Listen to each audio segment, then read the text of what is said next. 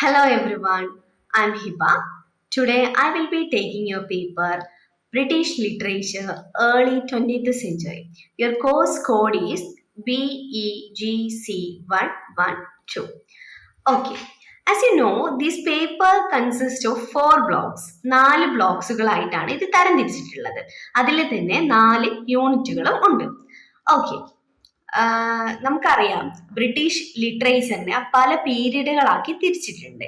Like ഈ old English, middle English, renaissance, neo classical period, romantic age, Victorian age. Victorian ഏജിന് ശേഷം വരുന്നതാണ് modernism. മോഡേണിസത്തിന്റെ period എന്ന് പറയുന്നത് 1890 മുതൽ 1940 വരെയാണ്. നമുക്കറിയാം 1940 ഫസ്റ്റ് വേൾഡ് വാറിന്റെ ഒക്കെ ഒരു സമയം. ഒരു സ്പെസിഫിക് ടൈം നമുക്ക് പറയാൻ പറ്റില്ലെങ്കിലും ഇതാണ് ഒരു ഏകദേശ ടൈം പീരീഡ് എന്ന് പറയുന്നത്. ഓക്കെ ദെൻ നമുക്ക് ഫസ്റ്റ് ബ്ലോക്ക് 1 പഠിക്കാനുള്ളത് മോഡേണിസം, ഇൻട്രൊഡക്ഷൻ ടു മോഡേണിസം എന്ന ഫസ്റ്റ് യൂണിറ്റ് ആണ് നമുക്ക് പഠിക്കാനുള്ളത്. മോഡേണിസം എന്ന് പറഞ്ഞാൽ തന്നെ, അതായത് അതുവരെ ഉണ്ടായിരുന്ന വിക്ടോറിയൻ ഏജും റൊമാൻറ്റിക് ഏജിനെയും ഒക്കെ ഒരു എഗെയിൻസ്റ്റ് ആയിട്ട് വന്ന ഒരു ഫോം അല്ലെങ്കിൽ ഒരു പീരീഡ് ആണ് ഈ മോഡേണിസ്റ്റ് പീരീഡ് എന്ന് പറയുന്നത്. അവർ കൂടുതലും എക്സ്പെരിമെന്റേഷൻ, അതായത് പുതിയ കാര്യങ്ങൾ കണ്ടെത്തുന്നത്, പുതിയ നെറേറ്റീവ് സ്റ്റൈൽ, പുതിയ ഫോം, പുതിയ സ്റ്റൈൽ, ഇതിനൊക്കെയാണ് ഇമ്പോർട്ടൻസ് കൊടുത്തിട്ടുണ്ടായിരുന്നത്. ഓക്കെ, ദെൻ യൂണിറ്റ് 2 ആണ് മോഡേണിസം ഇൻ പോയട്രി. പോയട്രിയിലും പലതരം ടെക്നിക്കുകൾ അവർ പുതുതായിട്ട് ഇൻട്രൊഡ്യൂസ് ചെയ്തിരുന്നു. അതുപോലെ തന്നെ പുതിയ പുതിയ റൈറ്റേഴ്സ് ഉണ്ടായിട്ടുണ്ട്. TS എലിയട്ട്, WB ഈറ്റ്സ് പോലത്തെ. ബ്ലോക്ക് 4 നമ്മൾ ഡീറ്റെയിൽ ആയിട്ട് 4 പോയിന്റ്സ് പഠിക്കുന്നുണ്ട്. Okay, then unit 2 modernism in the novel. Okay, ഈ ഒരു മോഡേണിസം പേപ്പറിൽ നമ്മൾ 2 നോവലുകൾ ഡീറ്റെയിൽ സ്റ്റഡിക്കുണ്ട്. ഒന്നാമത്തത് DH ലോറൻസിന്റെ സൺസ് ആൻഡ് ലവേഴ്സ്, രണ്ടാമത്തത് വിർജീനിയ വുൾഫിന്റെ മിസ്സിസ് ഡാലവേ. ഈ 2 നോവലുകൾ നമ്മൾ ഡീറ്റെയിൽ സ്റ്റഡിക്ക് ഉള്ളതാണ്. Okay, then unit 4 modernism in drama എന്ന് ഇംഗ്ലീഷ് ലിറ്ററേച്ചറിൽ ഐറിഷ് റൈറ്റേഴ്സ് ആണ് കൂടുതൽ ഡ്രാമയൊക്കെ എഴുതിയിട്ടുള്ളത്. അതിൽ തന്നെ WB ഈറ്റ്സ്, ജെയിംസ് ഇഞ്ചെ പോലെയുള്ള ആൾക്കാരാണ്. ദെൻ ബ്ലോക്ക് 2 ആണ്. ബ്ലോക്ക് 2 നമ്മൾ ആദ്യത്തെ നോവലായിട്ടുള്ള DH ലോറൻസിന്റെ സൺസ് ആൻഡ് ലവേഴ്സ് ആണ് പഠിക്കുന്നത്. അതിൽ നമ്മൾ പലതരത്തിലുള്ള experimentation, form, style, narrative technique ഒക്കെ നമുക്ക് കാണാൻ കഴിയുന്നതാണ്. ഓക്കെ,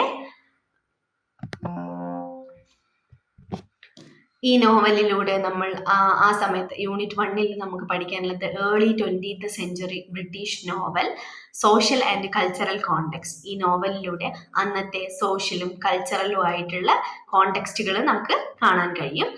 യൂണിറ്റ് 2 പറയുന്നത് DH Lawrence and the British novel. DH ലോറൻസിന് ബ്രിട്ടീഷ് നോവലിൽ ഉണ്ടായിട്ടുള്ള ഇൻഫ്ലുവൻസ് എന്തൊക്കെയാണെന്ന് നമ്മൾ പഠിക്കും. Unit 3 sons and lovers, analysis and interpretation. അതിനെ സമ്മറി ഒക്കെ പഠിച്ച് അതിനെ അനലൈസ് ചെയ്ത് അതിനെ വിശകലനം ചെയ്ത് അതിനെ വ്യാഖ്യാനിച്ച്, അതൊക്കെയാണ് നമ്മൾ വ്യാഖ്യാനിക്കാനും അതിൽ നിന്ന് നമുക്ക് മനസ്സിലാവുന്ന ആ മോഡേണിസത്തിന്റെ പല ഫീച്ചേഴ്സും നമുക്ക് അതിൽ നിന്ന് പഠിക്കാൻ പറ്റും. Okay, unit 4 sons and lovers, themes and concerns. അതായത് തീമുകളും കൺസേൺസ്, അവര് കൂടുതലും ഫോക്കസ് ചെയ്തിരുന്ന തീമുകൾ എന്തൊക്കെയാണ്, കൺസേൺസ് എന്തൊക്കെയാണ് എന്ന് നമുക്ക് മനസ്സിലാക്കാൻ പറ്റും. ഓക്കെ, ദെൻ ബ്ലോക്ക് 3 രണ്ടാമത്തെ നോവലായിട്ടുള്ള വിർജീനിയ വുൾഫിന്റെ Mrs Dalloway. Okay, Virginia Woolf എന്നത് സ്ട്രീം ഓഫ് കോൺഷ്യസ്നെസ്സിന്റെ ഒരു മേജർ പ്രൊപ്പനന്റ് ആണ്. പിന്നെ ഫെമിനിസ്റ്റ് റൈറ്റർ ആണ്. നിങ്ങൾക്ക് അറിയാണ്ടാവും. റൂംസ് ഓഫ് വൺസ് ഓൺ, അതായത് ഒരാൾക്ക്, ഒരു വ്യക്തിക്ക് എഴുതാൻ ആവശ്യമുള്ളത്, ഒരു വുമണിനെ എഴുതാൻ ആവശ്യമുള്ളത് റൂംസ് ഓഫ് വൺസ് ഓൺ, അതായത് നമുക്ക് സ്വന്തമായിട്ടുള്ള ഒരു സ്പേസ് ആൻഡ് ഫിനാൻഷ്യൽ ഇൻഡിപെൻഡൻസ് ആണ് എന്നൊക്കെ പറയുന്ന ഒരു റൈറ്ററാണ് വിർജീനിയ വുൾഫ്. ഒരു ഫെമിനിസ്റ്റ് റൈറ്റർ കൂടിയാണ്. പിന്നെ stream of consciousness, stream of കോൺഷ്യസ്നെസ്സിന് വളരെ ഇമ്പോർട്ടൻസ് കൊടുക്കുന്ന ഒരാളാണ്.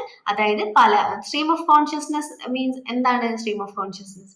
ഒന്നുമില്ല, നമ്മൾ സ്വയം സെൽഫിനോട് സംസാരിക്കുക, അല്ലെങ്കിൽ നമ്മൾ ഇപ്പൊ ഒരു കാര്യം നടക്കുന്നുണ്ട്, ആ നടക്കുന്ന സമയത്ത് ചിലപ്പോൾ ആ നടക്കുന്ന കാര്യം ആയിരിക്കില്ല നമ്മുടെ മനസ്സിലൂടെ പോകുന്നത് ചിലപ്പോൾ വേറെ അതുമായിട്ട് ബന്ധപ്പെട്ട അല്ലെങ്കിൽ വേറൊരു പാസ്റ്റ് ആയിരിക്കും നമ്മുടെ മനസ്സിലൂടെ പോകുന്നുണ്ടാവുക. അത് റൈറ്റർ എഴുതാൻ തുടങ്ങി. അതായത് ഒരു കാര്യം നടക്കുന്നു, പക്ഷെ പ്രൊട്ടഗോണിസ്റ്റിന്റെ ചിന്തകളൊക്കെ അങ്ങനെ കാണിക്കുന്നതിനാണ് നമ്മൾ സ്ട്രീം ഓഫ് കോൺഷ്യസ്നെസ് എന്ന് പറയുക. ഇത് അതായത് ഇപ്പോൾ ജെയിംസ് ജോസി, വിർജീനിയ വുൾഫ് പോലത്തെ പല ആൾക്കാരും ഈ ടെക്നിക്കുകൾ യൂസ് ചെയ്തിട്ടുണ്ട്. പിന്നെ ഒരു എക്സ്പെരിമെന്റേഷൻ ഫോംസ് തന്നെയാണ് ഇതെല്ലാം. അപ്പോൾ മോഡേണിസത്തിന്റെ ഒരു പ്രത്യേകത എന്ന് പറയുന്നത് ഇതൊക്കെ തന്നെയാണെന്ന് മനസ്സിലാക്കാം. പിന്നെ പുതിയ പുതിയ നെറേറ്റീവ് ടെക്നിക്കുകൾ, ഓക്കെ, ലൈക്ക് ഫ്രാഗ്മെന്റേഷൻ ഒരു മോഡേണിസത്തിന്റെ ഒരു ഇമ്പോർട്ടൻറ്റ് ടെക്നിക്കാണെന്ന് പറയാം. അതായത് നമ്മളിപ്പോ സിനിമയിലൊക്കെ കാണുന്നില്ലേ, അതായത് നമ്മളെ ക്ലൈമാക്സിന്റെ തൊട്ട് മുമ്പുള്ള രംഗമായിരിക്കും നമ്മളെ സിനിമയിൽ കാണിക്കുന്നുണ്ടാവുക. എന്നിട്ട് അതിൽ നിന്ന് അവരുടെ പാസ്റ്റ് ഇങ്ങനെ നമ്മളോട് പറഞ്ഞ് അതേ സീനിൽ തന്നെ എത്തി നിൽക്കുന്നു. അപ്പൊ അതൊരു ഫ്രാഗ്മെന്റേഷൻ ഫോം ആണ്. ഓക്കെ, നമ്മളെ ഇപ്പൊ ഫിലിമൊക്കെ അത് അഡാപ്റ്റ് ചെയ്ത് അതൊക്കെ യൂസ് ചെയ്യുന്നുണ്ടെന്ന് മനസ്സിലാക്കുക. ദെൻ യൂണിറ്റ് 3 ഞാൻ പറഞ്ഞു, ഓക്കെ, ബ്ലോക്ക് 3 നോവൽ 2 ആയിട്ടുള്ള മിസ്സിസ് ഡാലവേ, വിർജീനിയ വുൾഫിന്റെ. അതിലെ യൂണിറ്റ് 1 ആണ് സ്ട്രീം ഓഫ് കോൺഷ്യസ്നെസ് എന്താണെന്നും അതിന്റെ ഒരു ഇൻട്രൊഡക്ഷനും നമുക്ക് കാണാൻ കഴിയും.